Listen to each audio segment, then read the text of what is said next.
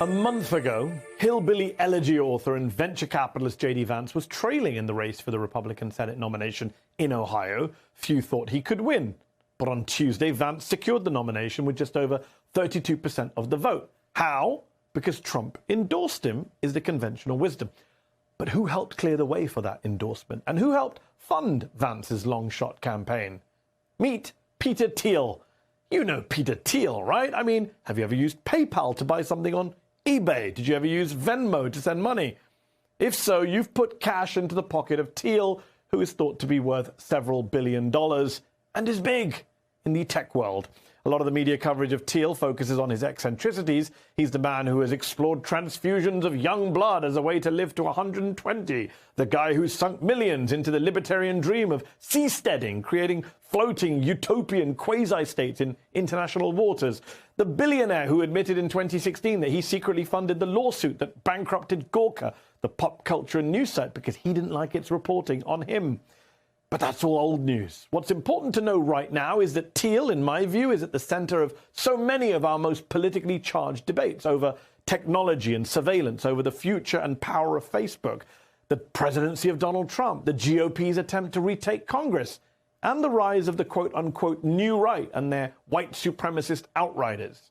Thiel is a hedge fund owner and venture capitalist who in 2004 cut a $500,000 check to a Harvard dropout for a new social media venture called The Facebook.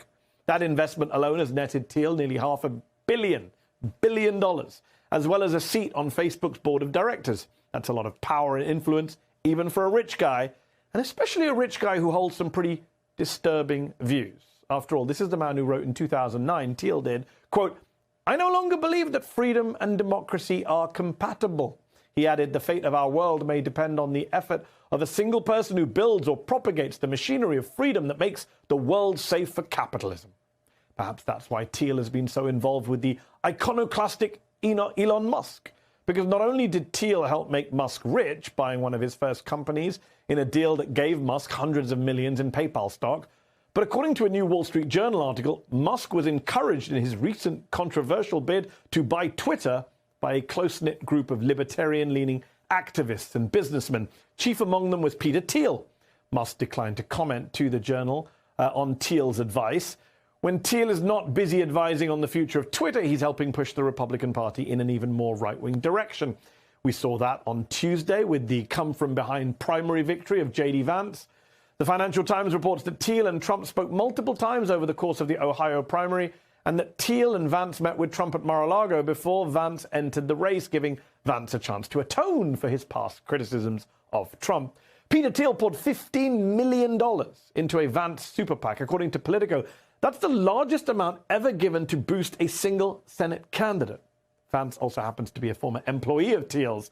In fact, in 2020, as Vance pondered a political career, he launched his own venture capital firm with seed money provided by Peter Thiel.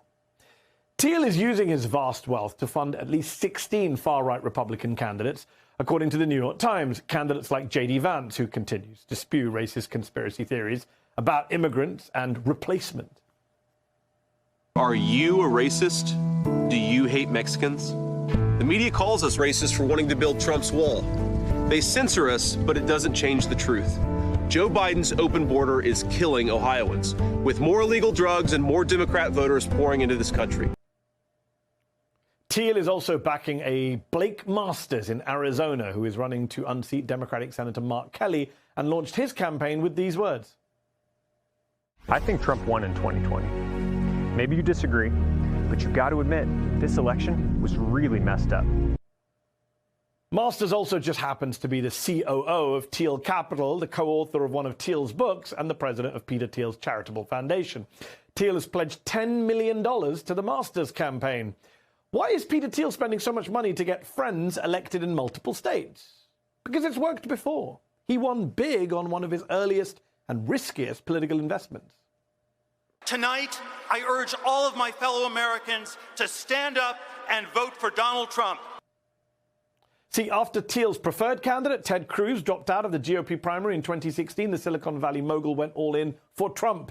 Thiel appeared at the Republican convention to extol the Donald's virtues and reassure voters that Trump wasn't a hateful monster.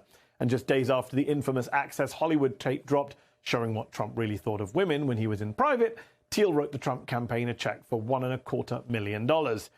Weeks later, Thiel was apologizing himself for comments he had made about women and sexual assault in his 1995 book, The Diversity Myth. In that book, Thiel and his co-author wrote that the definition of rape had been wrongly extended to, quote, seductions that are later regretted.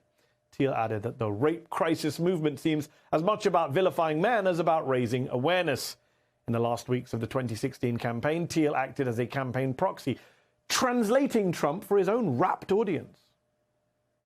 Do you personally support Mr. Trump's comments and rhetoric before about banning Muslims from traveling to the United States? I think a lot of the voters who vote for Trump take Trump seriously, but not literally. And so when they hear things like the Muslim comment or the wall comment or things like that, it's not, the question is not, are you going to build a wall like the Great Wall of China, or, how exactly are you going to enforce these tests? What they hear is we're going to have a saner, more sensible immigration policy. Well, that aged rather poorly. A more sane immigration policy? Really? Is that what we saw in the Trump years? Pretty sure we saw a Muslim ban. And this is where things get much darker, because just weeks before that appearance, Thiel hosted a private dinner with Kevin Diana, the pro-Trump white nationalist writer and founder of Youth for Western Civilization, the group that helped make a household name of neo-Nazi leader Richard Spencer. That's according to emails obtained by BuzzFeed News. It was a private dinner with a man who just 3 years earlier had called the creation of an ethno-state, quote, the great dream of the white republic. BuzzFeed says that Thiel's overtures gave hope to many white nationalist supporters of Trump. Meanwhile, Thiel himself, according to BuzzFeed, emailed Diana telling him how much he enjoyed meeting him and asking to meet again. Thiel did not respond to our request for comment on Wednesday. Aside from seeming to share so many of Trump and the far right's views on immigration and gender, what did Thiel actually get out of the Trump administration? Quite a lot. Just look at his other big company, Palantir Technologies, a big data collection firm Thiel founded to fight terrorism after 9/11. The Guardian has called Palantir the big tobacco of the tech world. It's gotten millions from immigration and customs enforcement to help track, arrest, and deport undocumented immigrants. In the first 2.5 years of the Trump presidency, Palantir's government contracts with the DOD, DHS, and even the CDC surpassed those in the last 4 years of the Obama presidency. By the time Palantir went public in 2020, the company was valued at $20 billion. And Peter Thiel, he owns 20% of the stock. Thiel says he wants to get government out of the way. Why then is he making a fortune selling surveillance software to governments and trying to install his friends and employees in the United States Senate? Look, there has always been a case to be made that billionaires, simply by their very existence and their sheer lobbying power, pose a threat to democracy.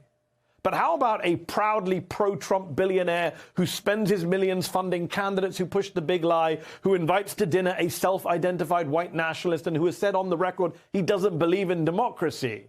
How about him? Shouldn't we be paying more attention to a billionaire like Peter Thiel?